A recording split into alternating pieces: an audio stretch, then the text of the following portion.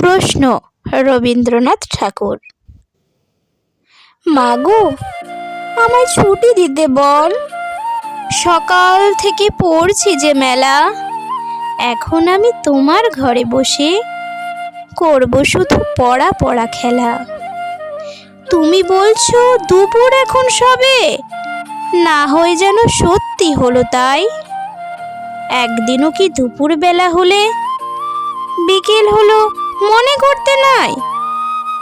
আমি তো বেশ ভাবতে পারি অনেক, সূর্যি ডুবে গেছে মাঠের শেষে, বাগদি বুড়ি চুপড়ি ভরে নিয়ে শাক তুলছে পুকুর ধারে এসে। আধার হলো মাদার গাছের তলা, কালি হয়ে এলো দিঘির জল। হাটের থেকে সবাই এলো ফিরে, মাঠের থেকে এলো চাষির দল।